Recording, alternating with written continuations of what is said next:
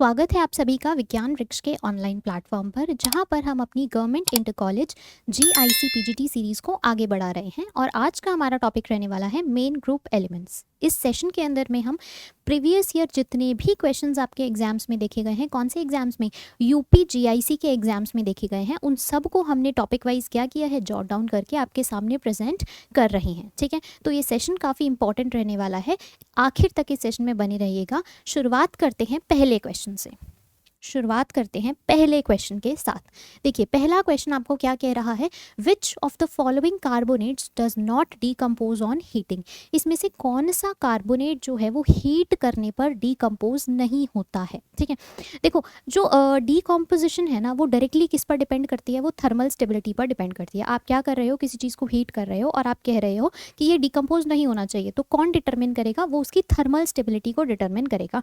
जो कंपाउंड जितना ज़्यादा क्या होगा, थर्मली स्टेबल होगा, वो क्या रहेगा, वो इंटैक्ट रहेगा। ठीक है, और जो कंपाउंड्स क्या होंगे, थर्मली अनस्टेबल होंगे, वो क्या हो जाएंगे, वो छोटे फ्रैगमेंट्स के अंदर में टूट जाएंगे। वो क्या हो जाएंगे, छोटे फ्रैगमेंट्स के अंदर में टूट जाएंगे। ठीक है, देखिए, इसको समझने के लिए एक बार हम क्या करते हैं, इसको समझने के लिए एक बार हम इनकी पोजीशंस को देखते हैं। ठीक है, क्योंकि इनकी पोजीशन से हमें क्या पता चलेगा, इनके साइजेस के बारे में पता चलेगा, और इनके साइज से हम क्या कर सकते हैं, हम थर्मल स्टेबिलिटी के ऊपर में कमेंट कर सकते हैं। ठीक है, क्यों कर सकते हैं, क्योंकि साइज और थर्मल स्टेबिलिटी जो है ना, वो क्या करता है, डायरेक्ट रिलेशन रखता है। ठीक है, जो साइज और थर्मल स्टेबिलिटी है वो क्या है, डायरेक्टली प्रोपोर्शनल है। ठीक है, तो एक बार अगर मुझे इनकी साइज के बारे में पता चल जाए तो मैं क्या कर सकती हूँ, मैं इनकी थर्मल स्टेबिलिटी के ऊपर में भी कमेंट कर पाऊंगी। ठीक है,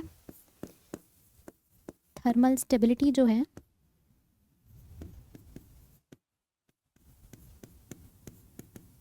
डायरेक्टली प्रोपोर्शनल है किसके, साइज के। ठीक है, क्योंकि अनायनिक कंपोनेंट क्या है, सब में सेम ही है, सब कार्बोनेट्स ही हैं, तो हम क्या करेंगे, हम केवल कटायनिक कंपोनेंट के साइजेस को देख लेंगे। हम क्या करेंगे, हम केवल कटायनिक कंपोनेंट्स के साइज को देख लेंगे। ठीक है, ग्रुप 1 और ग्रुप 2, ये जितने भी कटायंस हैं वो किससे बिलोंग करते हैं, ग्रुप 1 और ग्रुप 2 से बिलोंग करते हैं।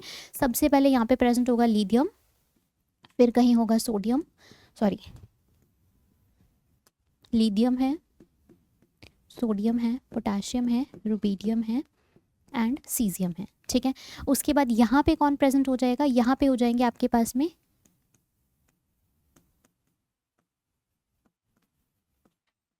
ठीक है, मैं रेडियो एक्टिव एलिमेंट्स की बात नहीं कर रही हूँ। ठीक है, मैं रेडियो एक्टिव एलिमेंट्स की बात नहीं कर रही हूँ। ठीक है, अब देखो टॉप टू बॉटम जब आप मूव करते हो, जब आप टॉप टू बॉटम मूव करते हो तो साइज क्या हो जाता है, साइज हमारा इंक्रीज हो जाता है। साइज इंक्रीज हो रहा है तो थर्मल स्टेबिलिटी भी क्या हो रही होगी, इंक्रीज हो रही होगी। अभी तो देख कर आए थे, दोनों का क्या है, डायरेक्ट संबंध है। ठीक है, लेफ्ट टू राइट जाने पर, लेफ्ट टू राइट जाने पर हम सब जानते हैं साइज क्या होता है, डिक्रीज होता है। साइज क्या होता है, डिक्रीज होता है, जिसकी वजह से देखो थर्मल स्टेबिलिटी भी क्या हो जाएगी, डिक्रीज हो जाएगी। यहाँ पे देखो ये किस किस को कंपेयर करने के ऊपर में ध्यान देने की अभी ज़रूरत नहीं है। ठीक है, देखो लेफ्ट टू जब आप राइट जाओगे तो थर्मल स्टेबिलिटी क्या हो रही है, डिक्रीज हो रही है, तो बेरिलियम भी क्या हो जाएगा, डिकम्पोज हो जाएगा, कैल्शियम भी क्या हो जाएगा, डिकम्पोज हो जाएगा। ठीक है, तो एल्कली और अल्कलाइन अर्थ मेटल में से जो स्टेबल रहने वाले हैं वो कौन रहने वाले हैं, वो ग्रुप 1 के एल्कली मेटल्स के कार्बोनेट क्या रहने वाले हैं, क्वाइट स्टेबल रहने वाले हैं टुवर्ड्स हीट। ठीक है, अब इन दोनों में से कैसे डिसाइड करेंगे, इन दोनों में से अभी अभी हम देख कर आए हैं, जैसे जैसे साइज क्या हो रहा होगा, बढ़ रहा होगा, थर्मल स्टेबिलिटी क्या हो रही होगी, बढ़ रही होगी। लिथियम और सोडियम में से जैसे आप डाउनवर्ड मूव करोगे किसी ग्रुप के अंदर में तो साइज क्या हो रहा है, बढ़ रहा है, तो थर्मल स्टेबिलिटी भी क्या हो जाएगी, बढ़ जाएगी। मतलब K2CO3 जो है वो डीकम्पोज होने वाला नहीं है। ठीक है, जब आप इसको हीट करेंगे तो ये डीकम्पोज होने वाला नहीं है। ठीक है, आपकी बेहतर अंडरस्टैंडिंग के लिए मैं एक बार इनके डीकम्पोज्ड प्रोडक्ट्स भी लिख देती हूँ। ठीक है, इसी के आगे कंप्लीट कर देते हैं। ठीक है, इसी के आगे क्या कर देते हैं, कंप्लीट कर देते हैं। देखो ये तो कोई रिएक्शन दिखाने वाला नहीं है, ये तो कोई रिएक्शन दिखाने वाला नहीं है। ठीक है, लेकिन लिथियम कार्बोनेट को जब आप हीट करोगे तो ये किस में चेंज हो जाएगा, ये आपकी लिथियम ऑक्साइड के अंदर में चेंज हो जाएगा, और साथ में एक गैस क्या कर देगा, रिलीज कर देगा। साथ में क्या करेगा, एक गैस रिलीज कर देगा। कौन सी गैस, CO2 गैस को रिलीज कर देगा। ठीक है, सिमिलरली आपको क्या देखने को मिलेगा, आपको बेरिलियम ऑक्साइड और कैल्शियम ऑक्साइड भी देखने को मिलेगा। साथ में आपको क्या मिलेगा, बेरिलियम ऑक्साइड और कैल्शियम ऑक्साइड भी देखने को मिलेगा। ठीक है, और साथ में आप क्या बना सकते हैं, CO2 गैस बना सकते हैं। यहाँ पे लिख देना बेरिलियम ऑक्साइड और यहाँ पे लिख देना कैल्शियम ऑक्साइड। ठीक है, साथ में CO2 रिलीज हो जाएगा। ठीक है। इस तरह से आपको कुछ डिकम्पोजिशन या डिकम्पोज प्रोडक्ट्स देखने को मिलेंगे, ठीक है। Next question, which one of the following oxy acids of phosphorus reduces silver nitrate to silver metal. इसमें से कौन से ऑक्सी एसिड्स, इसमें से फॉस्फोरस के कौन से ऑक्सी एसिड्स जो हैं वो सिल्वर नाइट्रेट सोल्यूशन को क्या कर रहे होंगे, सिल्वर के अंदर में चेंज कर रहे होंगे, ठीक है।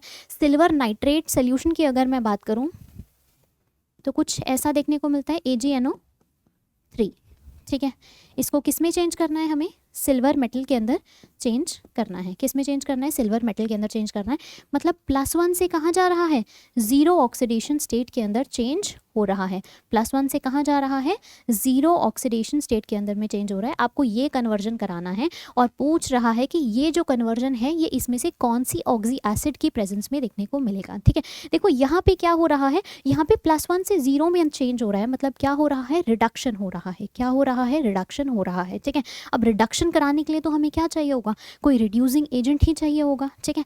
और जितने भी हमारे पास में ऑक्सी एसिड्स होते हैं ना, जितने भी हमारे पास में ऑक्सी एसिड्स होते हैं उनकी रिड्यूसिंग पावर डिपेंड करती है कि उनके स्ट्रक्चर के अंदर में कितने फॉस्फोरस और हाइड्रोजन के बॉन्ड्स प्रेजेंट है, ठीक है। उनके पीएच बॉन्ड की प्रेजेंस से हम क्या करते हैं, हम उनके रिड्यूसिंग नेचर के ऊपर में कमेंट करते हैं, ठीक है। तो अगर मैं इन सब फॉस्फोरस ऑक्सी एसिड्स के क्या बना लूँ, एक बार स्ट्रक्चर बना लूँ तो हम शायद बता पाएंगे कि कितने नंबर ऑफ पीएच बॉन्ड जिसके अंदर में भी प्रेजेंट होंगे वो क्या होगा, बेहतर रिड्यूसिंग एजेंट की तरह एक्ट कर जाएगा, ठीक है। तो एक बार क्या करते हैं, इन सबके स्ट्रक्चर्स को देख लेते हैं। एक बार क्या करते हैं, एक एक करके इन सबके स्ट्रक्चर्स बना लेते हैं तो हमें बेहतर समझ में आएगा कि कौन सा रिएजेंट जो है वो सूटेबल रहने वाला है, ठीक है। देखो सबसे पहले आपको कौन गिवन है, H4P2O7 दिया गया है। सबसे पहले क्या दिया गया है, H4P2O7 दिया गया है, ठीक है। अगर मैं इसके स्ट्रक्चर की बात करूं तो आपको कुछ ऐसा स्ट्रक्चर दिखाई देता है।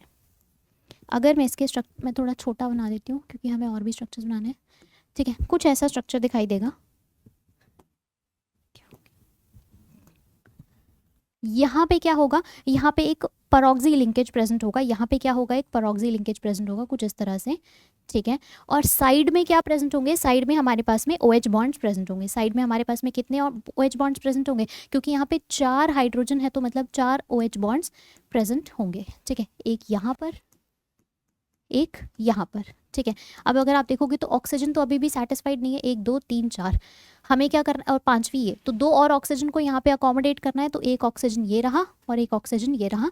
आपको कुछ ऐसा स्ट्रक्चर देखने को मिलेगा। क्या यहाँ पे आपको कोई पीएच बॉन्ड दिखाई दे रहा है, नहीं दिखाई दे रहा, तो मतलब ये तो एक बेहतर रिड्यूसिंग एजेंट की तरह काम करने वाला नहीं है, ठीक है। ये तो एक बेहतर रिड्यूसिंग एजेंट की तरह काम करने वाला नहीं है, ठीक है। अगले स्ट्रक्चर पर चलते हैं। नेक्स्ट स्ट्रक्चर आपको क्या गिवन है, HPO3 दिया गया है।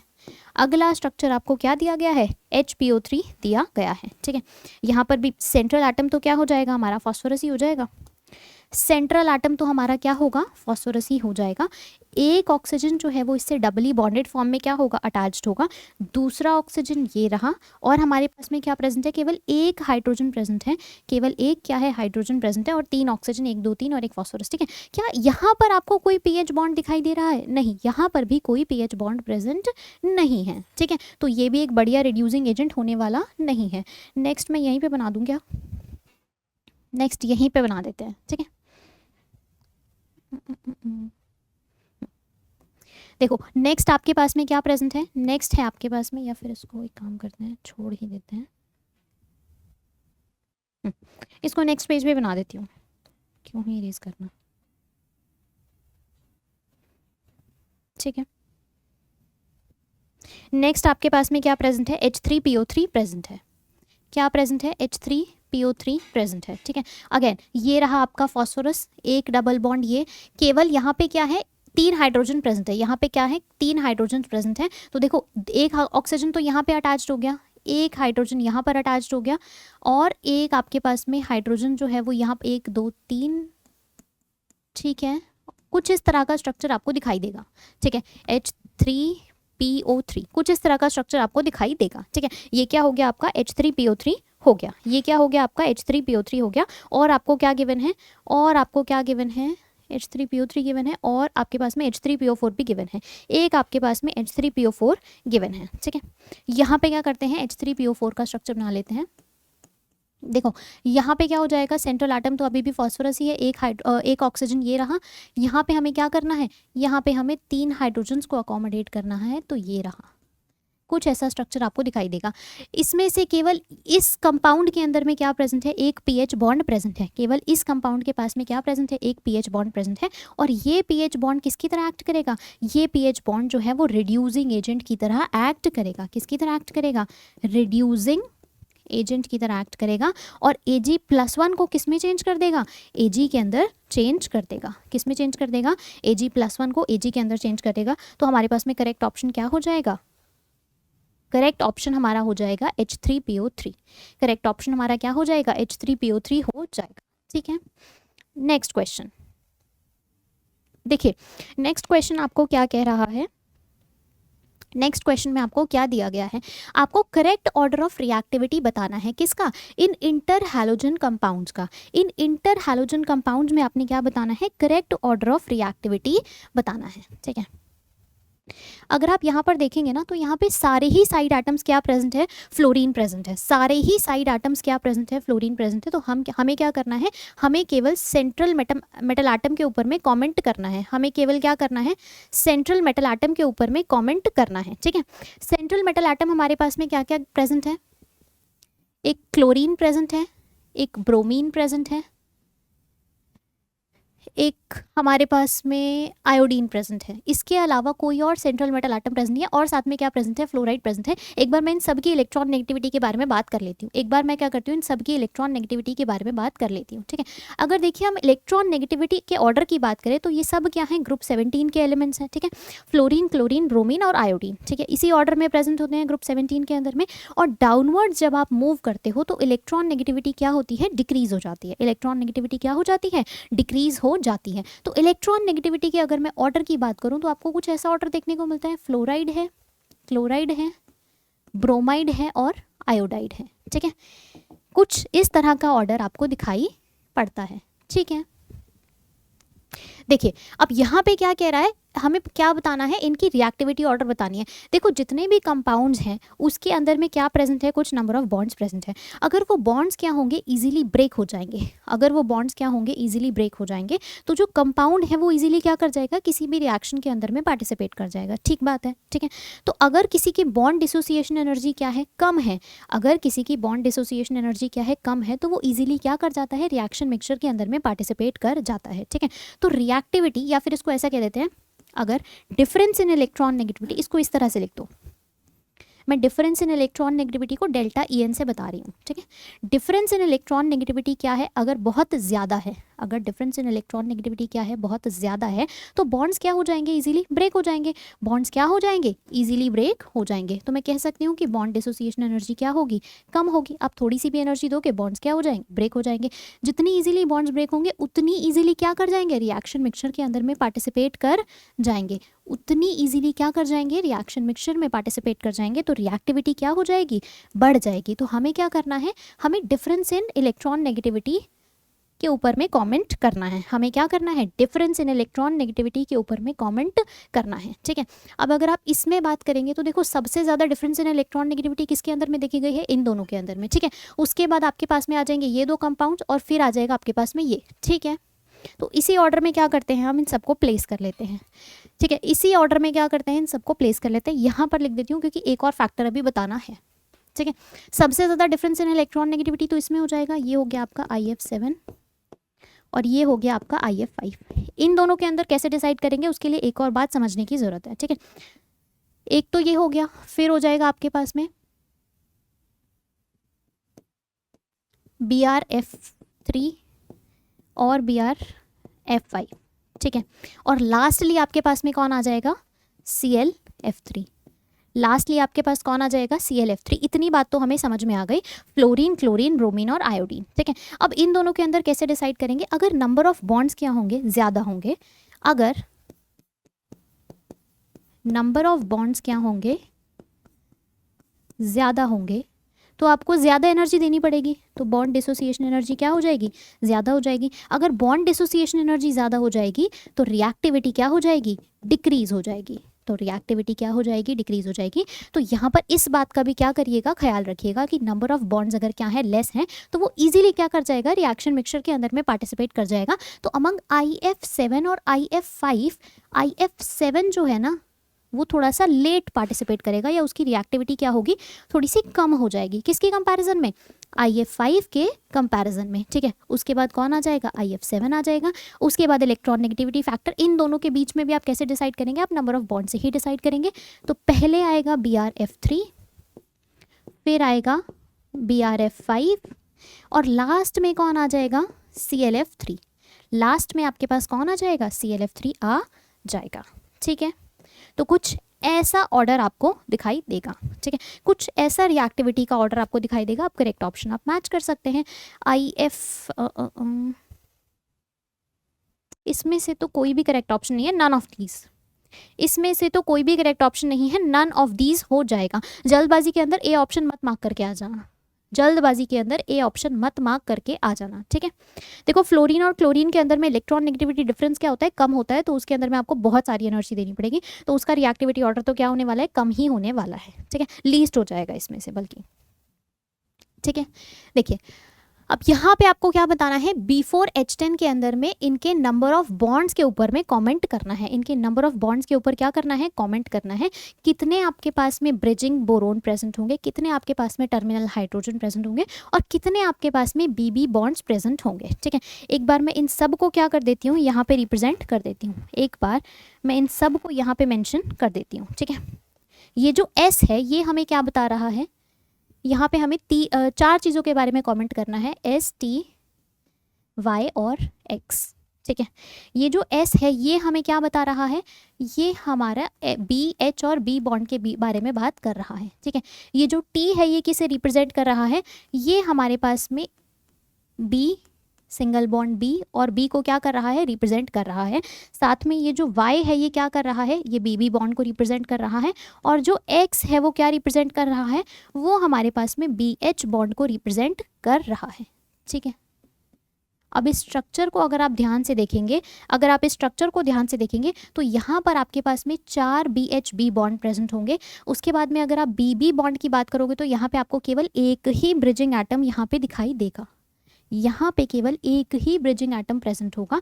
साथ में यहाँ पे BB बॉन्ड की अगर मैं बात करूँ तो 2 BB बॉन्ड देखने को मिलेंगे और कोई भी BH बॉन्ड देखने को नहीं मिलेगा, कोई भी टर्मिनल हाइड्रोजन यहाँ पे प्रेजेंट नहीं होता है, ठीक है। तो देखिए हमारे पास में क्या कोड जनरेट हो गया, 4120, 4120। आई थिंक ऑप्शन ए ही क्या हो जाएगा, करेक्ट हो जाएगा। आई थिंक ऑप्शन ए ही क्या हो जाएगा, करेक्ट ऑप्शन हो जाएगा, ठीक है। नेक्स्ट क्वेश्चन की तरफ मूव करते हैं। Which one of the following act as an oxidizing agent, इसमें से कौन सा कंपाउंड, इसमें सॉरी कौन सा कटायन जो है वो बेहतर ऑक्सीडाइजिंग एजेंट की तरह एक्ट करेगा। अगर आप इन सब को ध्यान से देखेंगे तो ये सब जो है ना एक ही ग्रुप के एलिमेंट्स हैं, ये सब जो है एक ही ग्रुप के एलिमेंट्स हैं,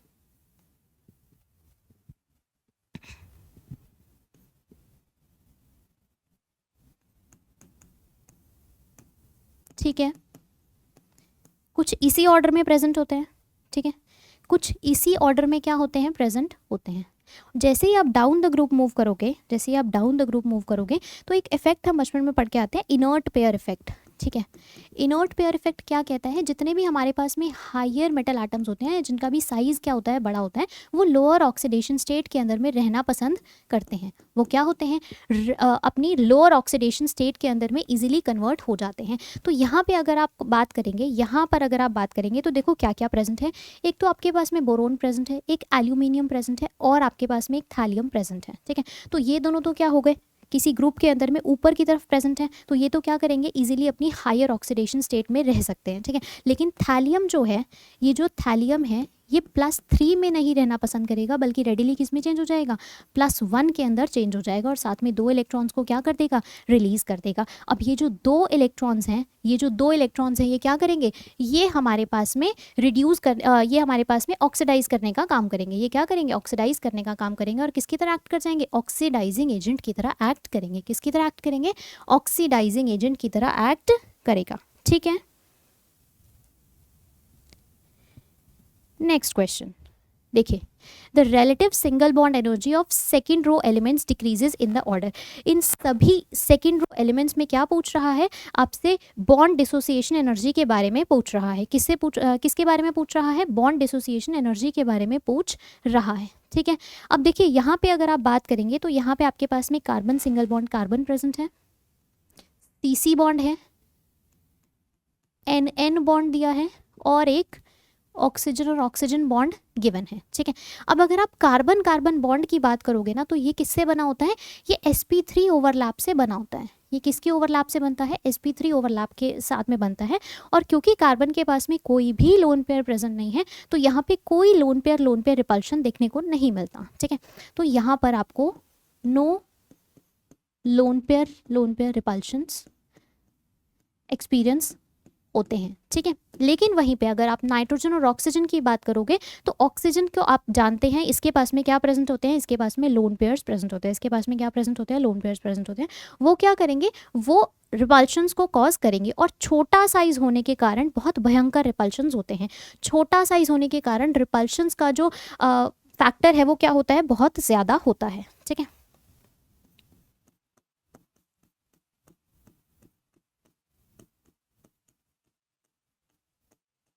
ठीक है, ये बहुत ज़्यादा रिपल्शंस होने की वजह से आप थोड़ी सी भी एनर्जी दोगे तो ये बॉन्ड इजीली क्या हो जाता है, ब्रेक हो जाता है। तो आपको ज़्यादा कोई एफर्ट डालने की ज़रूरत ही नहीं पड़ती, आपको ज़्यादा कोई एफर्ट डालने की ज़रूरत नहीं पड़ती। सबसे ज़्यादा तो देखो बॉन्ड एनर्जी आपको कहाँ देनी होगी, CC बॉन्ड के अंदर में देनी होगी, क्योंकि ये क्वाइट स्टेबल बॉन्ड्स होते हैं। ठीक है, क्योंकि किससे बने हैं, sp3 हाइब्रिड ऑर्बिटल के ओवरलैप से बने हैं, तो काफ़ी स्टेबल हैं और इसके अंदर में डिस्टर्बेंस क्रिएट करने के लिए कोई लोन पेयर भी प्रेजेंट नहीं है। ठीक है,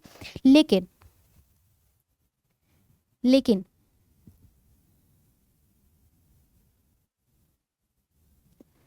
यहीं पे अगर आप नाइट्रोजन और ऑक्सीजन की बात करेंगे, यहीं पर अगर आप नाइट्रोजन और ऑक्सीजन की बात करोगे तो ऑक्सीजन के पास में जो लोन पेयर रिपल्शंस हैं वो क्या होते हैं, बेहद ज़्यादा होते हैं। ऑक्सीजन के पास में बेहद ज़्यादा लोन पेयर रिपल्शंस होते हैं, तो उसके बाद में हमारे पास में क्या आ जाएगा, OO बॉन्ड आ जाएगा और NN बॉन्ड जो है वो कहीं लास्ट में प्रेजेंट होंगे। NN बॉन्ड जो है वो कहीं लास्ट में प्रेजेंट होंगे। ठीक है, तो आपको कुछ ऐसा ऑर्डर दिखाई देगा, आपको कुछ ऐसा ऑर्डर दिखाई देगा। ठीक है, इनके बॉन्ड एनर्जीज की अगर मैं बात करूं तो आपको कुछ ऐसा बॉन्ड एनर्जी का ऑर्डर दिखाई देगा। ठीक है, नेक्स्ट क्वेश्चन पर चलते हैं। The value of x and y in the cyclic silicates. आपने क्या बताना है, इन साइक्लिक सिलिकेट्स के अंदर में x और y की वैल्यू बतानी है, इनके ओवरऑल चार्जेस के बारे में पूछ रहा है। ठीक है, इनके ओवरऑल चार्जेस के बारे में पूछ रहा है। ठीक है,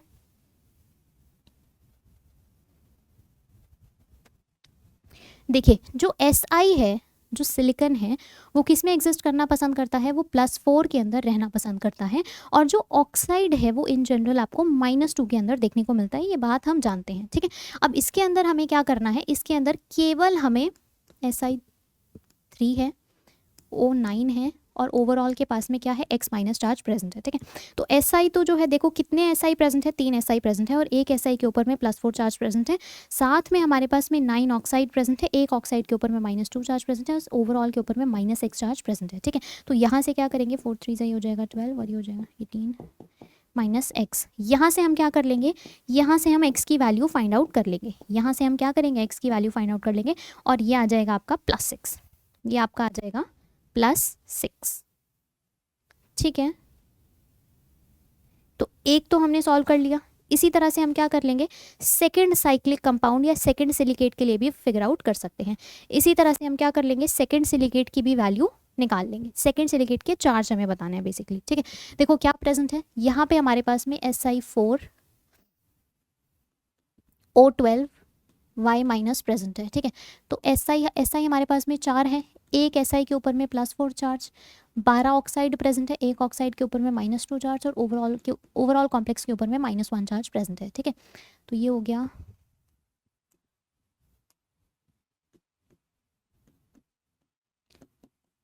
इसी तरह से हम क्या करेंगे, देखो y के लिए भी वैल्यू फाइंड कर लेंगे। इसी तरह से हम क्या करेंगे, y के लिए भी वैल्यू फाइंड कर लेंगे और ये आ जाएगा आपका +8, ये आपका आ जाएगा +8।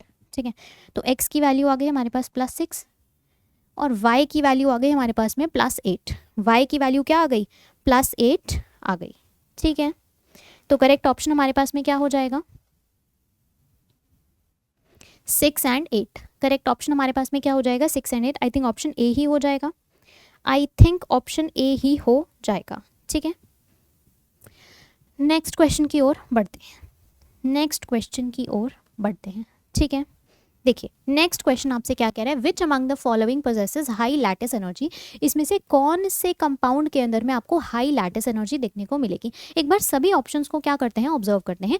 इन सभी ऑप्शंस के अंदर में, इन सभी ऑप्शंस के अंदर में देखिए कटायन जो है वो क्या है, कॉमन है। कटायन जो है वो क्या है, आपका Li प्लस आयन ही प्रेजेंट है। तो आपको केवल क्या करना है, आपको केवल अनायंस के साइज के ऊपर में कमेंट करना है, वही डिसाइड करेगा कि किसी की लैटिस एनर्जी क्या होगी, ज़्यादा होगी या किसी की लैटिस एनर्जी क्या होगी, कम होगी। ठीक है, एक बार लैटिस एनर्जी समझते हैं। देखिए लैटिस एनर्जी बेसिकली होता क्या है, जब ये जितने भी हमारे पास में कंपाउंड्स प्रेजेंट है ना, ये क्रिस्टलाइन लैटिस की फॉर्म में एग्जिस्ट करते हैं। ठीक है, इन्होंने एक कॉम्प्लेक्स सा केज लाइक स्ट्रक्चर बनाया होता है, जिसको हम क्या कह देते हैं, क्रिस्टल लैटिस बोल देते हैं। ठीक है, अब अगर बहुत छोटे साइज के क्या होंगे, कटायंस और अनायंस होंगे। ठीक है, अगर बहुत छोटे साइज के कटायंस और अनायंस होंगे तो यहाँ पर जो लैटिस बनेगा वो बनेगा काफ़ी स्ट्रॉन्ग, वो काफ़ी स्ट्रॉन्ग लैटिस बनेगा। ठीक है, अब अगर लैटिस बहुत स्ट्रॉन्ग है तो आपको क्या करना होगा, उसको तोड़ने के लिए बहुत मेहनत करनी पड़ेगी, बहुत एनर्जी देनी पड़ेगी। ठीक है, तो हमें क्या करना है, हमें उसी ऑर्डर में इसको अरेंज करना है। ठीक है, जिसका साइज जितना छोटा उसके लिए उतनी ज़्यादा एनर्जी लगेगी, और हमें क्या करना है,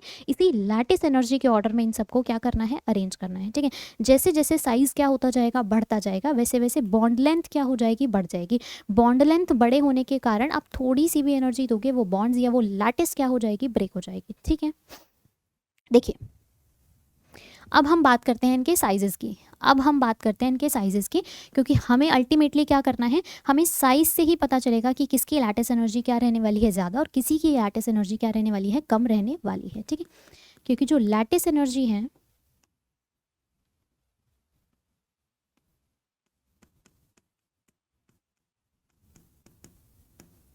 ये जो लैटिस एनर्जी है वो इन्वर्सली प्रोपोर्शनल होती है किसके, साइज के, वो इन्वर्सली प्रोपोर्शनल होती है साइज के।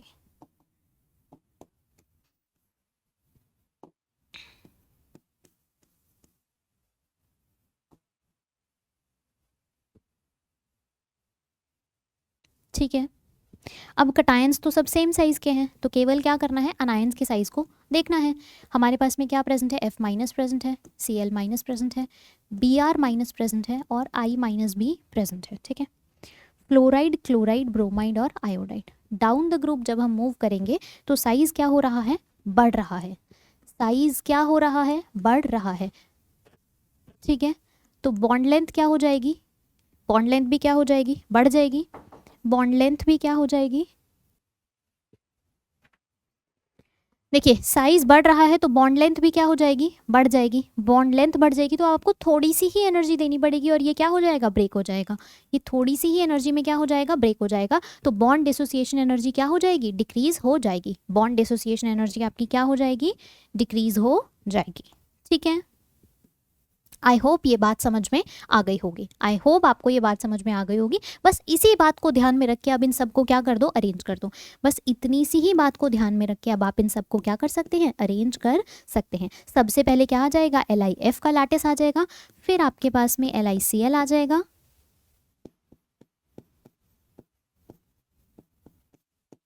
ठीक है, आपको कुछ ऐसा ऑर्डर दिखाई देगा, आपको कुछ ऐसा ऑर्डर दिखाई देगा। ठीक है, अब करेक्ट ऑप्शन मार्क कर दीजिए।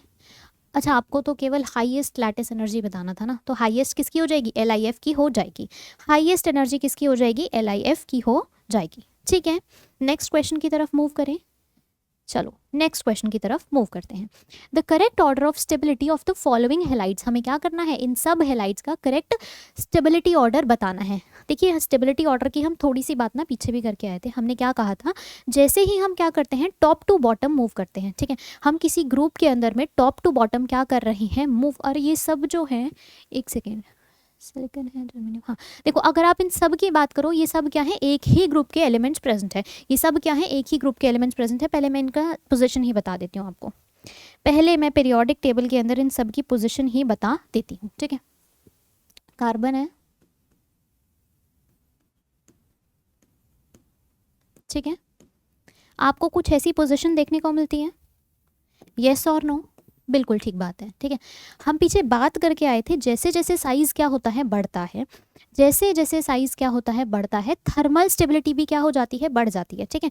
थर्मल स्टेबिलिटी से मेरा मतलब क्या, जब आप उस कंपाउंड को क्या करोगे, हीट करोगे, तो वो इजीली डिकम्पोज नहीं होगा, ठीक है। अब जैसे जैसे यहाँ पे क्या हो रहा है, साइज़ बढ़ रहा है, कार्बन से सिलिकन, सिलिकन से जर्मेनियम, जर्मेनियम से टिन और फिर लेड, ठीक है। यहाँ पे क्या हो रहा है, साइज़ बढ़ रहा है, तो उसकी थर्मल स्टेबिलिटी भी क्या हो रही होगी, बढ़ रही होगी। इसकी थर्मल स्टेबिलिटी भी क्या हो जाएगी, बढ़ जाएगी। अब हमें क्या करना है, इन सब को अरेंज करना है। और देखो यहाँ पे जितने भी हेलाइड्स है ना, वो सब क्या है, कॉमन है, तो इसके बारे में तो बात ही नहीं करनी, ये तो क्या है, कॉमन फैक्टर है। हमें केवल क्या करना है, इसके साइज के हिसाब से ही कॉमेंट करना है, ठीक है। हमें क्या करना है, केवल इनके साइज के हिसाब से ही कॉमेंट करना है, ठीक है। तो देखो सबसे ज़्यादा थर्मल स्टेबल कौन हो जाएगा, लेड हो जाएगा। सबसे ज़्यादा थर्मल स्टेबल तो कौन हो जाएगा, लेड हेलाइड हो जाएगा। उसके बाद कौन हो जाएगा, उसके बाद आपके SnX2 हो जाएगा। उसके बाद कौन हो जाएगा, जर्मेनियम हो जाएगा। और उसके बाद कौन हो जाएगा, सिलिकॉन हो जाएगा। उसके बाद कौन हो जाएगा, सिलिकॉन हो जाएगा। आपको कुछ ऐसा ऑर्डर दिखाई देगा, आपको कुछ ऐसा ऑर्डर देखने को मिलेगा, ठीक है। आई थिंक पहला ही ऑप्शन आपको क्या गिवन है, करेक्ट ऑप्शन दिया गया है। पहला ही ऑप्शन क्या दिया गया है, सही ऑप्शन दिया गया है, ठीक है। Next, Which one of the following ions has maximum ionic mobility in aqueous solution? इन सब आयंस को देख के आपको क्या बताना है, आपको इनकी आयनिक मोबिलिटी के ऊपर में कमेंट करना है, ठीक है। अब देखो आयनिक मोबिलिटी होती क्या है, जब भी आप किसी आयन को या किसी सॉल्ट को क्या करते हो, एक्वस मीडियम के अंदर में डालते हो, ठीक है। एक्वस सोल्यूशन बनाने की कोशिश करते हो, जस्ट अ मिनट, ठीक है। जब आप क्या करते हो, जब आप किसी सॉल्ट को क्या करते हो, किसी एक्वस सोल्यूशन के अंदर में डालते हो या सिंपली पानी के अंदर क्या करते हो, डिसॉल्व करते हो, तो वो अपनी कटायनिक और अनायनिक कंपोनेंट्स के अंदर में क्या हो जाता है, ब्रेक हो जाता है, ठीक है। अब वो कटायनिक और अनायनिक कंपोनेंट्स देखिए स्टेबल कैसे होते हैं पानी के अंदर में, या किसी वाटर मॉलिक्यूल क्या करता है, उन सब कटायनिक और अनायनिक स्पीशीज़ को घेर लेता है, ठीक है। यहाँ पे आपके पास में केवल कटायनिक स्पीशीज़ प्रेजेंट है, तो मैं उसी के कंटेक्स्ट में बात करूँगी, ठीक है। फॉर एग्जाम्पल लीथियम है, फॉर एग्जाम्पल हमारे पास में लीथियम प्रेजेंट है, ये रहा आपका लीथियम, फिर है सोडियम, ठीक है, फिर है पोटाशियम, और फिर है रुबीडियम। सीजियम की बात ही नहीं करी है इसने, ठीक है, ठीक है। और ये मैं ऐसे क्यों बना रही हूँ, अभी इसको बताती हूँ मैं, ये ऐसे क्यों बनाया गया है, ये इसको मैं समझाने की कोशिश करती हूँ। ये है आपका लीथियम, ये है आपका, एक सेकेंड इसको ठीक से लिख दूँ, ये हो गया आपका लीथियम, ये हो गया सोडियम, ये पोटाशियम, और ये रुबीडियम, ठीक है। और इन सब के पास क्या प्रेजेंट है, पॉजिटिव चार्जेस प्रेजेंट है। इन सब के पास क्या प्रेजेंट है, एक पॉजिटिव चार्ज प्रेजेंट है, सारे ही कटायंस प्रेजेंट है, ठीक है। अब देखो होता क्या है, जब आप इसको पानी के अंदर में डालते हो ना, जब आप इसको क्या करते हो, पानी के अंदर में डालते हो, तो ये क्या कर लेते हैं, पानी के जो मॉलिक्यूल्स है इसको चारों तरफ से घेर लेते हैं, ठीक है। क्या कर लेते हैं, पानी के मॉलिक्यूल्स इसको चारों तरफ से घेर लेते हैं, हाइड्रेट कर देते हैं। क्या कर देते हैं, हाइड्रेट कर देते हैं, ठीक है, इसको स्टेबलाइज करने के लिए, ठीक है। इसको स्टेबिलिटी प्रोवाइड करने के लिए क्या करते हैं, चारों तरफ से घेर लेते हैं, ताकि ये क्या हो सके, स्टेबल हो सके, ठीक है। अब अगर छोटे साइज़ का देखो, अगर छोटे साइज़ का कटायन है तो उसको ज़्यादा वाटर मॉलिक्यूल्स क्या कर लेते हैं, घेर लेते हैं, उसको ज़्यादा वाटर मॉलिक्यूल्स क्या करते हैं, घेरते हैं, ठीक है। वहीं पे जैसे जैसे साइज़ क्या होता जाएगा, बढ़ता जाएगा, वहीं पे जैसे जैसे साइज़ क्या होता जाएगा, बढ़ता जाएगा। वाटर मॉलिक्यूल्स ने क्या किया होगा, इसको घेरा तो होगा, लेकिन उतना ज़्यादा सराउंड नहीं किया होगा, जिसकी वजह से जो बड़े साइज़ के आयंस है ना, वो इजीली मूव कर पाते हैं, मूव कर पाते हैं, क्योंकि ये इतना बल्कि फील नहीं करते, जितना कि छोटे साइज़ का कटायन जैसे कि लीथियम जो है वो बहुत ज़्यादा क्या करता है, बल्कि फील करता है। इसलिए जब आप इसको पानी के अंदर में क्या करते हो, डिसॉल्व करते हो, तो ये अच्छे से मूव नहीं कर पाता, ठीक है। इसकी आयनिक मोबिलिटी क्या हो जाती है, डिक्रीज़ हो जाती है, ठीक है। वहीं पे अगर कोई बड़े साइज़ का क्या होगा, कटायन होगा, तो उसको वाटर मॉलिक्यूल्स ने स्टेबलाइज तो किया होगा, लेकिन उसका बड़ा साइज़ होने के कारण बहुत ज़्यादा वाटर मॉलिक्यूल्स का इम्पैक्ट उसके ऊपर में देखने को नहीं मिलेगा, तो वो उतना बल्कि फील नहीं करता और इजीली क्या कर पाता है, मूव कर पाता है। तो मैं कह सकती हूँ कि उसकी आयनिक मोबिलिटी क्या होती है, ज़्यादा होती है,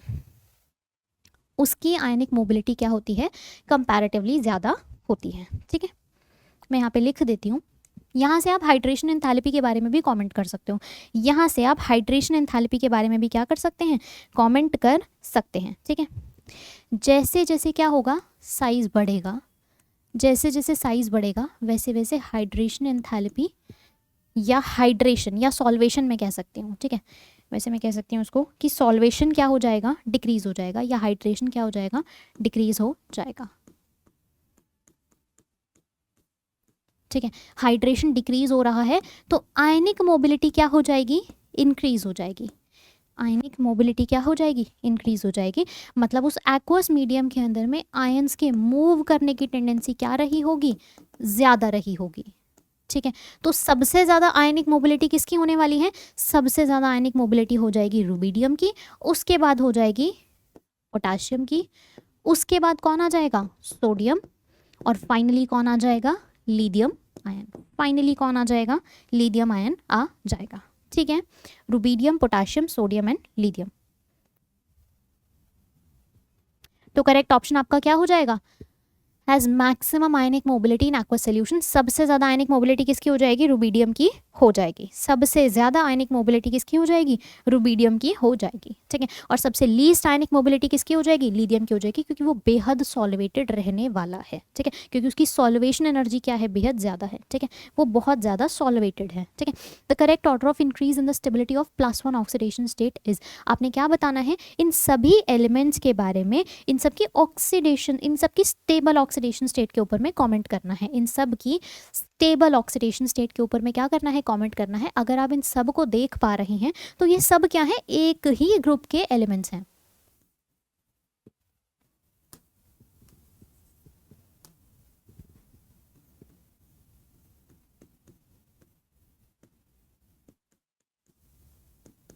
ठीक है। बोरोन, एल्यूमिनियम, गैलियम, इंडियम और थैलियम, कुछ यही पोजीशन देखने को मिलती है आपको इनकी पीरियोडिक टेबल के अंदर में, ठीक है। ये सब क्या है, एक ही ग्रुप के एलिमेंट्स हैं, ठीक है। अब हम सब जानते हैं, अभी हम पीछे भी डिस्कस करके आए थे, जैसे जैसे हम ग्रुप में टॉप टू बॉटम क्या करते हैं, मूव करते हैं, हर बार एक नई वैलेंस शेल क्या होती है, ऐड होती है, जिसकी वजह से साइज क्या हो जाता है, बढ़ जाता है, जिसकी वजह से साइज के अंदर में एक इंक्रीमेंट देखने को मिलता है, ठीक है। जितने बड़े साइज का आयन होता है, जितने बड़े साइज का आयन होता है, वो क्या करता है, वो लेस ऑक्सीडेशन स्टेट के अंदर में रहना पसंद करता है। क्यों, इनर्ट पेयर इफेक्ट की वजह से, किसकी वजह से, इनर्ट पेयर इफेक्ट की वजह से। जो लोअर ऑक्सीडेशन स्टेट है वो क्या रहती है, मोर स्टेबल रहती है, या फिर उसको ऐसा लिख सकते हैं हम, lower oxidation state is more stable, ठीक है। जो लोअर ऑक्सीडेशन स्टेट है वो क्या रहती है, वो ज्यादा स्टेबल रहती है, किसकी वजह से, due to inert pair effect, inert pair effect की वजह से आपको लोअर ऑक्सीडेशन स्टेट जो है वो ज़्यादा स्टेबल देखने को मिलती है, ठीक है। अब आपने क्या करना है, आपने केवल इन सबके साइज़ के हिसाब से इन सबको अरेंज कर देना है। देखो सबसे बड़ा साइज़ किसका होगा, थैलियम का होगा, तो जाहिर सी बात है इसके अंदर में इनर्ट पेयर इफेक्ट आपको सबसे ज़्यादा देखने को मिलेगा, जिसकी वजह से ये जो है वो लोअर ऑक्सीडेशन स्टेट में रहना पसंद करेगा। या मैं ऐसा कह सकती हूँ कि जो थैलियम है ना वो +3 में नहीं रहना पसंद करता, रादर किस में रहना पसंद करता है, +1 के अंदर में डिसोशिएट हो जाता है और साथ में 2 इलेक्ट्रॉन्स को क्या कर देता है, रिलीज कर देता है, ठीक है। सबसे ज़्यादा तो कौन हो जाएगा, थैलियम हो जाएगा, फिर इंडियम हो जाएगा, फिर आपके पास में गैलियम हो जाएगा, फिर आपके पास में एल्यूमिनियम हो जाएगा, और फाइनली आपके पास में बोरोन हो जाएगा, ठीक है। ये रहा इनका ऑर्डर, ये रहा इनकी लोअर ऑक्सीडेशन स्टेट का स्टेबिलिटी ऑर्डर, ठीक है। तो क्या हो जाएगा, थैलियम सबसे ज़्यादा है, फिर है इंडियम, फिर है गैलियम, अच्छा बोरोन दिया ही नहीं है, ठीक है, ऑप्शन डी हो जाएगा, फिर तो ऑप्शन डी हो जाएगा, ठीक है। ऑप्शन डी हमारे पास में करेक्ट ऑप्शन हो जाएगा, ठीक है। चलिए अगले क्वेश्चन की ओर चलते हैं, अगले क्वेश्चन की ओर चलते हैं। Which one of the following oxy acids of phosphorus reduces silver nitrate to silver metal. Again ये क्या बात कर रहा है कि इसमें से कौन सा ऑक्सी एसिड, फॉस्फोरस का कौन सा ऑक्सी एसिड जो है वो सिल्वर नाइट्रेट को इजीली क्या कर देगा। देखिए ये क्वेश्चन ना रिपीट हुआ है, ये क्वेश्चन रिपीट हुआ है, ये क्वेश्चन जो है आपका कौन से ईयर में देखा गया था, एक सेकेंड, देखिए ये क्वेश्चन जो है ये आपका 2017 के अंदर में भी पूछा गया है, और वापस से ये question as it is repeat हुआ है, मतलब लैंग्वेज थोड़ी सी चेंज कर दी है, बट ये 2012 के अंदर में भी वापस से क्या हुआ है, रिपीट हुआ है, ठीक है। देखिए इसमें वापस से ये क्या पूछ रहा है कि सिल्वर नाइट्रेट को हमें किस में चेंज करना है, सिल्वर मेटल के अंदर चेंज करना है। सिल्वर नाइट्रेट की अगर मैं बात करूँ तो यहाँ पे ये +1 ऑक्सीडेशन स्टेट में रहता है, ठीक है। यहाँ पे जो सिल्वर है वो +1 ऑक्सीडेशन स्टेट में रहता है, ठीक है। और इसको हमें किस में चेंज करना है, इसको हमें सिल्वर के अंदर में चेंज करना है, नेटिव मेटल के अंदर में, जहाँ पे इसकी ऑक्सीडेशन स्टेट क्या रहने वाली है, 0।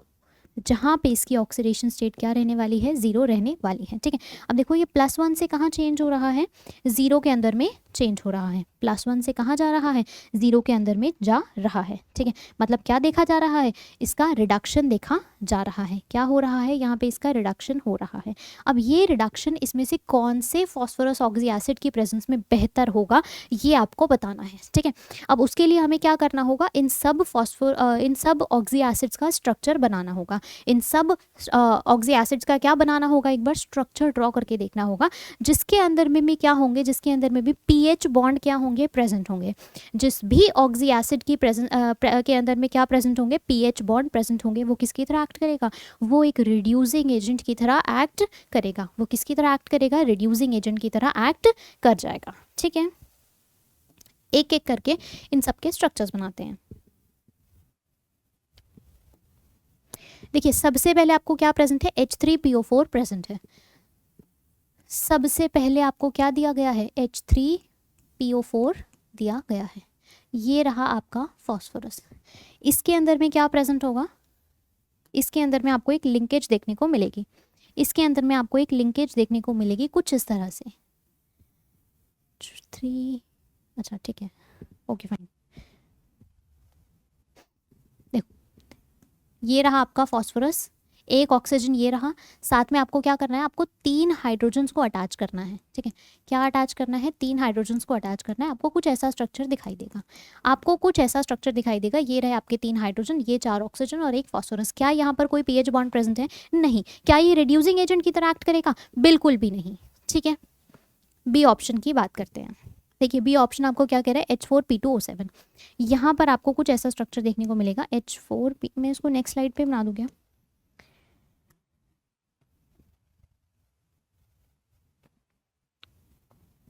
देखिए यहाँ पे आपके पास में क्या प्रेजेंट है, H4P2O7 प्रेजेंट है, H3PO3 प्रेजेंट है, H4P2O7 प्रेजेंट है, और क्या प्रेजेंट है आपके पास में, एक H3PO3 है और एक आपके पास में HPO3 है। एक आपके पास में H3PO3 है और एक HPO3 दिया गया है, ठीक है। स्ट्रक्चर्स बनाना शुरू करते हैं। देखो यहाँ पे आपके पास में 2 फॉस्फोरस प्रेजेंट है। ये जो फॉस्फोरस है कुछ इस तरह से क्या होंगे, अटैच्ड होंगे। ये जो फॉस्फोरस है कुछ इस तरह से अटैच्ड होंगे। यहाँ पे आपको 4 हाइड्रोजन को क्या करना है, अकोमोडेट करना है। देखो एक हाइड्रोजन यहाँ, एक हाइड्रोजन यहाँ, ऑफकोर्स ऑक्सीजन भी साथ में होगा, ठीक है। एक ऑक्सीजन मतलब एक हाइड्रोक्सिल यहाँ और एक हाइड्रोक्सिल यहाँ, ठीक है। क्या बॉन्ड सेटिस्फाई हो गए, नहीं हुए। 1 2 3 4 5, इस ऑक्सीजन को भी यहाँ पे क्या करना होगा, अटैच करना होगा। इस तरह से ऑक्सीजन क्या होंगे, अटैच होंगे। क्या यहाँ पे आपको कोई पीएच बॉन्ड दिखाई दे रहा है, नहीं दिखाई दे रहा। तो क्या ये रिड्यूसिंग एजेंट की तरह एक्ट करेगा, बिल्कुल भी नहीं, ठीक है। अगले कंपाउंड की ओर बढ़ते हैं, अगले कंपाउंड की ओर चलते हैं, ठीक है। देखो यहाँ पे क्या प्रेजेंट है, यहाँ पे आपके पास में H3PO3 प्रेजेंट है। ये रहा आपका फॉस्फोरस, ये क्या है आपका फॉस्फोरस, ठीक है। यहाँ पे आपने क्या करना है, यहाँ पे आपको 3 हाइड्रोजन्स को अटैच करना है। यहाँ पे आपको क्या करना है, 3 हाइड्रोजन्स को अटैच करना है। इस स्ट्रक्चर के अंदर में कुछ गड़बड़ है क्या, H3PO3 और ये है आपके पास में HPO3, H3PO3 ओके।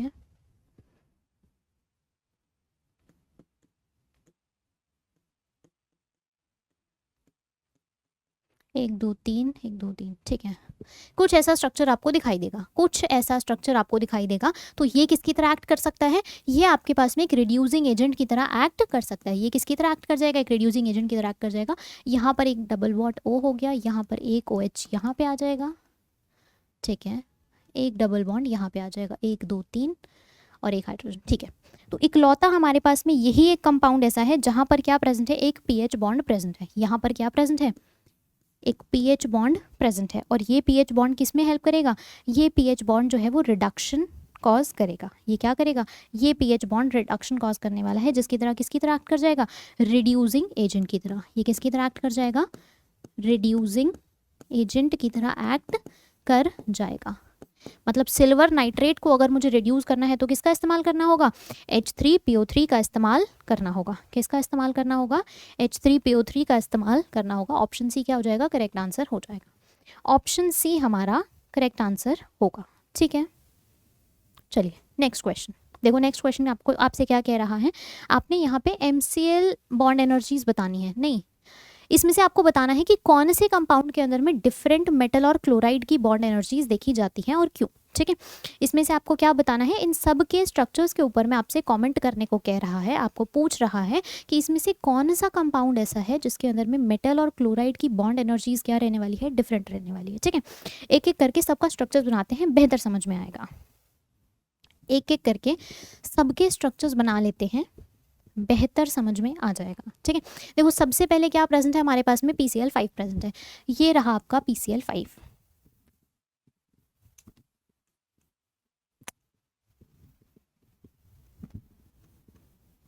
ठीक है, अब देखो PCl5 के स्ट्रक्चर्स की अगर मैं बात करूं, PCl5 के अगर मैं स्ट्रक्चर की बात करूं तो इसके जो ये वाले दो बॉन्ड्स है ना, ये थोड़े से क्या रहते हैं, लॉन्गर रहते हैं। ये वाले जो बॉन्ड्स हैं ये थोड़े से क्या रहते हैं, लॉन्गर रहते हैं। और ये वाले जो बॉन्ड्स हैं ये क्या रहते हैं, थोड़े से शॉर्टर रहते हैं। ठीक है, रेफरेंस के लिए मैं आपको बता देती हूँ, इन बॉन्ड्स को क्या कहा जाता है, एक्सियल बॉन्ड्स। इसे क्या कहा जाता है, एक्सियल बॉन्ड्स। इसको मैं ए से रिप्रेजेंट कर दूँ क्या। ठीक है, और ये आपके कैसे हैं, इक्विटोरियल बॉन्ड्स। ये कैसे हैं आपके पास में, इक्विटोरियल बॉन्ड्स दिए गए हैं। जो एक्सियल बॉन्ड्स हैं ना वो थोड़े से क्या रहते हैं, लॉन्गर होते हैं। जो एक्सियल बॉन्ड्स हैं वो क्या रहते हैं, थोड़े से लॉन्गर होते हैं। किसके कंपैरिजन में, इक्विटोरियल बॉन्ड्स के कंपैरिजन में। किसके कंपैरिजन में, इक्विटोरियल बॉन्ड्स के कंपैरिजन में। ठीक है, उसका रीज़न है क्योंकि ये क्या करते हैं, ये ज़्यादा रिपल्शन एक्सपीरियंस करते हैं। ये क्या करते हैं, ज़्यादा रिपल्शन एक्सपीरियंस करते हैं, जिसकी वजह से क्या हो जाते हैं, इनकी बॉन्ड लेंथ इंक्रीज हो जाती है। इनकी बॉन्ड लेंथ क्या हो जाती है, इंक्रीज हो जाती है। तो देखो फॉर आंसर तो हमें आंसर के पर्पज से तो हमें देखो अगर हम क्वेश्चन,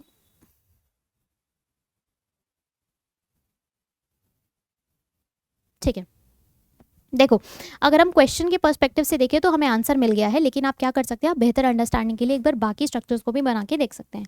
आप क्या कर सकते हैं, एक बार बाकी स्ट्रक्चर्स को भी बनाकर देख सकते हैं।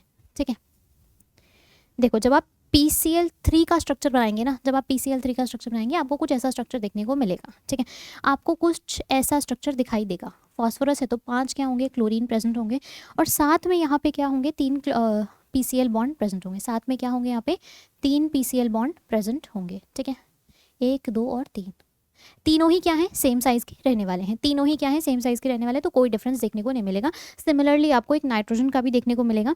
नाइट्रोजन का भी वैसे तो स्ट्रक्चर कुछ ऐसा ही हो जाएगा, पिरामिडल टाइप का। नाइट्रोजन का भी स्ट्रक्चर कुछ ऐसा ही हो जाएगा। मैं CCl4 एक बार बना के दिखा देती हूँ। ये रहा आपका कार्बन, यहाँ पे एक क्लोरीन, यहाँ पे एक क्लोरीन, और यहाँ पे एक क्लोरीन, और यहाँ पे एक क्लोरीन। ऐसा कुछ टेट्राहेड्रल टाइप का आपको स्ट्रक्चर देखने को मिलेगा। और इनके भी सभी बॉन्ड्स क्या रहने वाले हैं, एक इक्वल रहने वाले हैं। इसके भी सभी बॉन्ड्स क्या रहने वाले हैं, इक्वल रहने वाले हैं। ठीक है, तो करेक्ट ऑप्शन आपका क्या हो जाएगा, PCl5 हो जाएगा। आप चाहो तो यहाँ पे रीजन भी लिख सकते हो, ड्यू टू रिपल्शंस, क्योंकि ये क्या करते हैं, ज़्यादा रिपल्शन एक्सपीरियंस करते हैं, जिसकी वजह से इनका बॉन्ड लेंथ क्या हो जाता है, इंक्रीज हो जाता है। तो MCl बॉन्ड जो है वो इक्वल नहीं रहता, इक्विवेलेंट MCl बॉन्ड्स आपको देखने को नहीं मिलते। ठीक है, देखो the main product of the following reaction, आपको क्या करना है, इस रिएक्शन के अंदर में मेन प्रोडक्ट बताना है। ठीक है, ये रिएक्शन जो है ना दरअसल क्या है, ये एक मेथड ऑफ प्रेपरेशन है। किसकी, साइक्लोफॉस्फाजीन्स की। किसकी, साइक्लोफॉस्फाजीन्स की। ये क्या है, ये एक आपको मेथड ऑफ प्रेपरेशन दी गई है। ठीक है, यहीं पे लिख दूं क्या,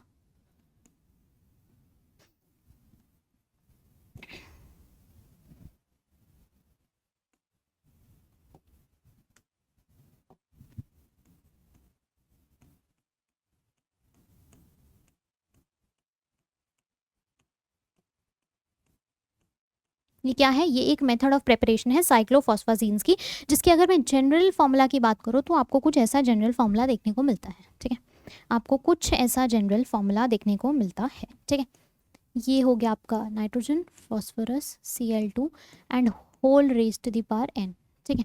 होल मल्टीपल किसका हो जाएगा, n का हो जाएगा। और अगर मैं इसकी जनरल स्ट्रक्चर की बात करूँ, अगर मैं यहाँ पे इसकी स्ट्रक्चर की बात करूँ तो आपको कुछ ऐसा स्ट्रक्चर देखने को मिलता है। यहाँ पे ऑल्टरनेट क्या होते हैं, ऑल्टरनेट नाइट्रोजन और फॉस्फोरस प्रेजेंट होते हैं। एक benzene like he ring present होती है, एक बेंजीन लाइक रिंग ही प्रेजेंट होती है, पर वहाँ पे कार्बन की जगह पे क्या प्रेजेंट है, यहाँ पे ऑल्टरनेट नाइट्रोजन और फॉस्फोरस प्रेजेंट है।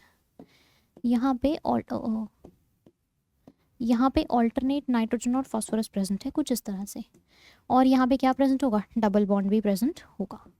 यहाँ पे क्या प्रेजेंट होगा, डबल बॉन्ड भी प्रेजेंट। एक सेकेंड, ये नाइट्रोजन, ये भी नाइट्रोजन, और ये रिंग हो गई बंद। यहाँ पे एक आ जाएगा फॉस्फोरस, यहाँ पे भी एक फॉस्फोरस आ जाएगा, ठीक है। और साथ में क्या करना, ऑल्टरनेट पोजीशंस पे डबल बॉन्ड लगा देना। जो नाइट्रोजन है उसके पास में क्या प्रेजेंट है, लोन पेयर प्रेजेंट है, वो भी कैसा, लोकलाइज्ड, ठीक है। और जो फॉस्फोरस है उसके पास में क्या प्रेजेंट है, उसके पास में वेकेंट डी प्रेजेंट है। तो यहाँ पे क्या होता है, यहाँ पे जो नाइट्रोजन लोन पेयर है, नाइट्रोजन जो है वो अपना पी ऑर्बिटल का लोन पेयर किस में डोनेट कर देता है, फॉस्फोरस के डी ऑर्बिटल में डोनेट कर देता है। फॉस्फोरस के डी ऑर्बिटल में क्या कर देता है, डोनेट कर देता है। साथ में यहाँ पे क्लोरीन भी प्रेजेंट है, हर एक के साथ में 2 क्लोरीन अटैच्ड है, हर एक के साथ 2 क्लोरीन अटैच्ड है। नाइट्रोजन के साथ में नहीं होगा, फॉस्फोरस के साथ में होगा। हर एक फॉस्फोरस के साथ में क्या है, 2 क्लोरीन अटैच्ड है, ठीक है। यहाँ पे बना देती हूँ 1 2 3 4 5, क्योंकि इसके 5 बॉन्ड्स को भी तो क्या करना है, सेटिस्फाई करना है। इसके 5 बॉन्ड्स को भी तो क्या करना है, सेटिस्फाई करना है, ठीक है। कुछ ऐसा स्ट्रक्चर आपको दिखाई देगा, ठीक है। इस रिएक्शन का जो मेन प्रोडक्ट है वो कुछ ऐसा ही आपको दिखाई देगा। इसको क्या कहा जाता है, साइक्लोफॉस्फाजीन्स। ऐसे कंपाउंड्स को क्या कहते हैं, साइक्लोफॉस्फाजीन्स कहते हैं, ठीक है। अब आपसे क्या कह रहे हैं, अच्छा ये इसका जनरलाइज्ड फॉर्मूला ही पूछ रहा है, तो आई थिंक ऑप्शन डी हो जाएगा। जनरलाइज्ड फॉर्मूला पूछ रहा है, ऑप्शन डी हो जाएगा। स्ट्रक्चर तक हमें जाने की ज़रूरत ही नहीं है, स्ट्रक्चर तक हमें जाने की ज़रूरत ही नहीं है, ठीक है।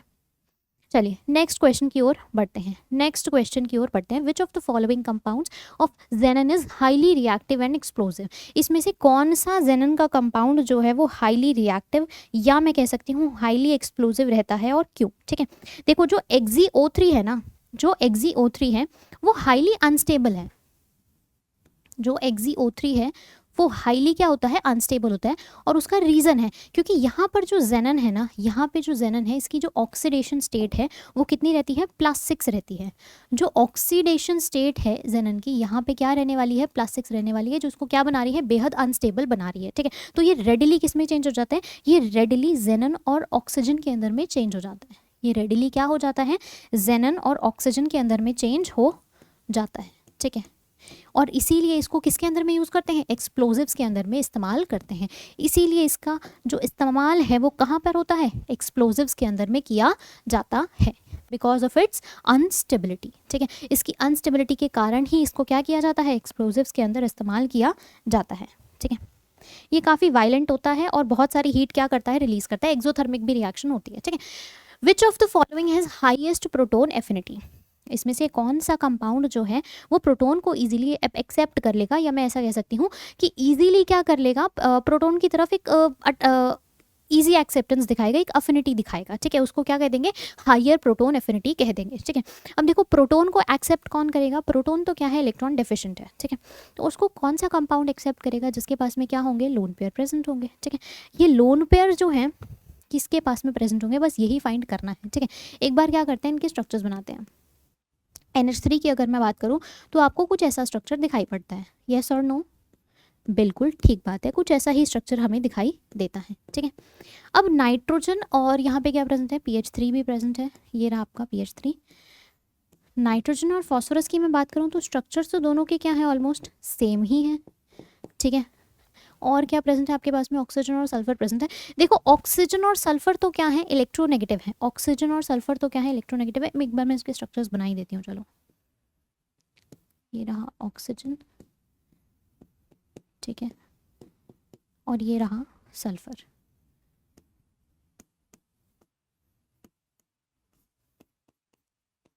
अब हमें क्या करना है, हमें ऐसा कंपाउंड ढूंढना है जो इजीली अपने लोन पेयर को क्या कर दे, डोनेट कर दे, और प्रोटॉन को क्या कर दे, एक्सेप्ट कर दे। उसी की एफिनिटी क्या रहने वाली है, ज़्यादा रहने वाली है। कैसे डिसाइड होगा, इसके 2-3 फैक्टर्स होते हैं। सबसे पहले तो हम क्या देखेंगे, हम इलेक्ट्रॉन नेगेटिविटी को देखेंगे।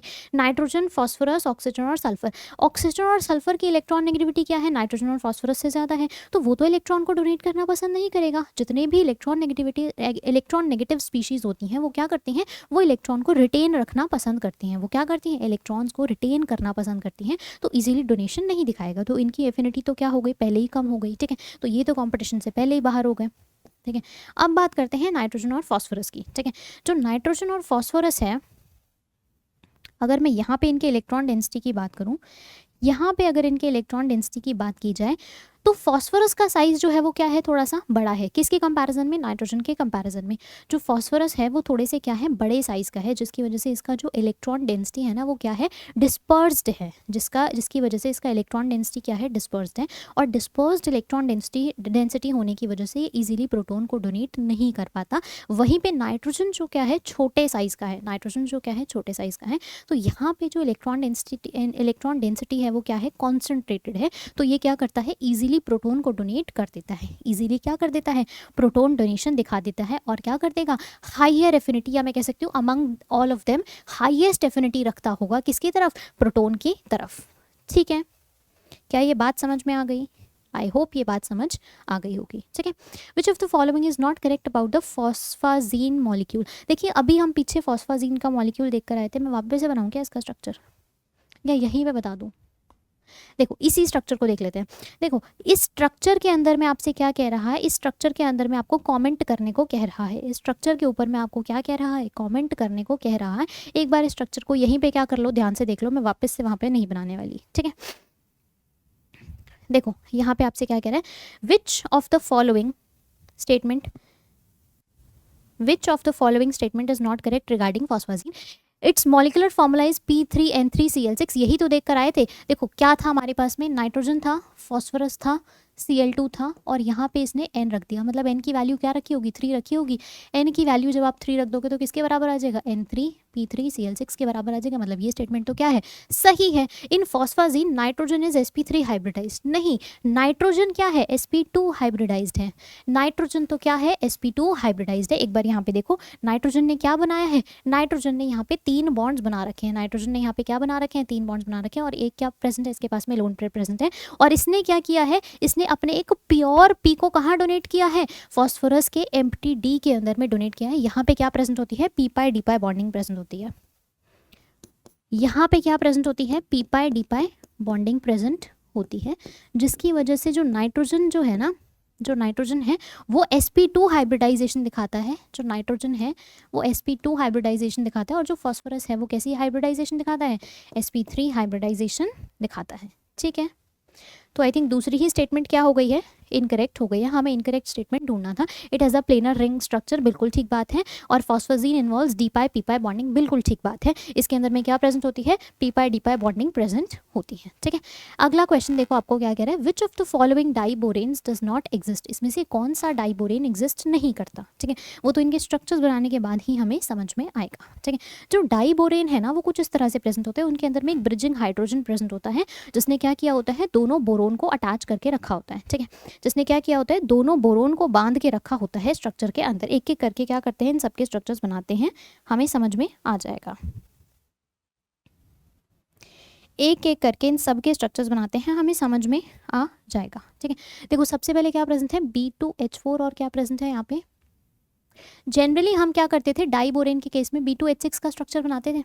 किसका स्ट्रक्चर बनाते थे, B2H6 का स्ट्रक्चर बनाते आए थे। ठीक है, और B2H6 का स्ट्रक्चर हम सब जानते हैं। अब इसने क्या किया है, इसमें से 2 हाइड्रोजन को रिप्लेस कर दिया है CH3 से। इसमें से 2 हाइड्रोजन को किससे रिप्लेस कर दिया गया है, CH3 से रिप्लेस कर दिया गया है। ठीक है, तो पहले हम कैसे स्ट्रक्चर बनाते थे, कुछ इस तरह का स्ट्रक्चर हमें देखने को मिलता था। ये रहा बोरोन, ये रहा इसका ब्रिजिंग हाइड्रोजन, एक ब्रिजिंग हाइड्रोजन यहाँ और एक और बोरोन यहाँ। ठीक है, अब इस बोरोन के साथ में हमें क्या लगाना होगा, हमें हाइड्रोजन और CH3 लगाना होगा। हमें क्या लगाना होगा, हाइड्रोजन और CH3 लगाना होगा। कहीं पर भी लगा लो, चाहे सिस मैनर में लगा लो, चाहे ट्रांस मैनर में लगा लो। ठीक है, चाहो तो सिस मैनर में लगा लो, चाहो तो आप ट्रांस मैनर में लगा लो, जैसे मन करे वैसे लगा लो। ठीक है, ये रहा CH3, ये एक और CH3, यहाँ हाइड्रोजन, यहाँ तो हाइड्रोजन, ये तो बढ़िया क्या करेगा, एग्जिस्ट करेगा, ठीक है। नेक्स्ट आपके पास में क्या करे, B2H3, इस बार CH3, मतलब देखो इस बार इन दोनों हाइड्रोजन में से भी एक किससे रिप्लेस हो गया होगा, एक हमारे पास में मिथाइल ग्रुप से रिप्लेस हो गया होगा। इसमें से भी एक को किससे रिप्लेस कर दिया है इसने, मिथाइल ग्रुप से रिप्लेस कर दिया गया है, ठीक है। आपको कुछ ऐसा स्ट्रक्चर दिखाई देगा, ठीक है। ये रहा मिथाइल, ये दूसरा मिथाइल और तीसरा मिथाइल वहाँ, ये भी क्या कर रहा है, बढ़िया एग्जिस्ट कर रहा है, ठीक है। नेक्स्ट आपके पास में देखो क्या कह रहा है, अब इसने क्या किया है, अब इसने एक और हाइड्रोजन को CH3 से रिप्लेस कर दिया है। तो ये रहे आपके ब्रिजिंग हाइड्रोजन्स, यहाँ भी मिथाइल, यहाँ भी मिथाइल, यहाँ भी मिथाइल और यहाँ भी मिथाइल, ठीक है। तो ये भी क्या कर रहा है, बढ़िया एग्जिस्ट कर रहा है। उसके बाद में क्या कर रहा है, देखो यहाँ पे ये पॉसिबल नहीं है, क्योंकि डाइबोरेन बनाने के लिए हमें क्या चाहिए, हमें मिनिमम 2 ब्रिजिंग हाइड्रोजन्स चाहिए। हमें क्या चाहिए, हमें मिनिमम 2 ब्रिजिंग हाइड्रोजन्स चाहिए। टर्मिनल हाइड्रोजन को अभी तक रिप्लेस कर रहा था तो कोई दिक्कत नहीं थी, लेकिन ब्रिजिंग हाइड्रोजन को रिप्लेस करना पॉसिबल नहीं है, ठीक है। ब्रिजिंग हाइड्रोजन को रिप्लेस करना पॉसिबल नहीं है, तो ये तो बिल्कुल भी पॉसिबल नहीं है। इकलौता यही डाइबोरेन है जो एग्जिस्ट करने वाला नहीं है, ठीक है। बात समझ में आ गई, ठीक है।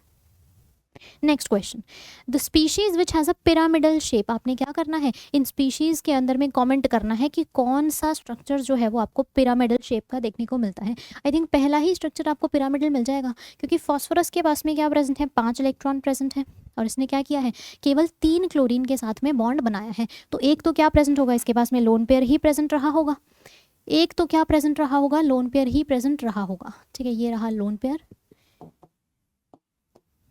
एक क्लोरीन यहाँ, एक क्लोरीन यहाँ, एक और यहाँ, ठीक है। आप चाहो तो इसको अबव और बिलो भी दिखा सकते हो, आप चाहो तो इसको अबव और बिलो भी दिखा सकते हो, ठीक है। एक तो क्या होगा, प्लेन में एग्जिस्ट करेगा, मान लो ये बॉन्ड क्या है, प्लेन में है, इसको आप अबव दिखा दो, और इसमें से एक बॉन्ड जो है वो कहाँ हो जाएगा, बिलो हो जाएगा, नहीं H तो है ही नहीं, Cl है, ठीक है। ये 3 क्लोरीन से क्या है, अटैच्ड है। ये कैसा हो जाएगा, यही आपका पिरामिडल स्ट्रक्चर हो जाएगा, यही आपका कैसा हो जाएगा, पिरामिडल स्ट्रक्चर हो जाएगा, ठीक है। तो करेक्ट ऑप्शन हमारा क्या हो जाएगा, फर्स्ट ही हमारा करेक्ट ऑप्शन हो जाएगा। आप चाहो तो बाकी भी बना के देख लेना, आप चाहो तो बाकी भी बनाकर देख लेना, ठीक है। बेहतर अंडरस्टैंडिंग के लिए आप एक बार बाकी स्ट्रक्चर्स भी बना लेना, ठीक है। चलिए नेक्स्ट क्वेश्चन की ओर बढ़ते हैं। अच्छा ठीक है, देखिए इतने ही क्वेश्चंस आपके प्रीवियस ईयर क्वेश्चंस में देखे गए हैं UPGIC एग्जाम के अंदर में मेन ग्रुप के टॉपिक से रिलेटेड, ठीक है। तो इन्हीं क्वेश्चंस को आप क्या कर लीजिएगा, एक बार वापस से प्रैक्टिस कर लीजिएगा, और इसके आसपास जो भी आपको चीज़ें इंपॉर्टेंट लग रही है, जिन क्वेश्चंस के ऊपर में अभी हमने बात की है, उनके ऊपर में, उन टॉपिक्स या उन कॉन्सेप्ट्स के ऊपर में थोड़ा सा फोकस करने की कोशिश करिएगा, ठीक है। मिलते हैं आपसे एक नए सेशन के अंदर एक नए टॉपिक और कुछ नए क्वेश्चन के साथ। Till then thank you so much.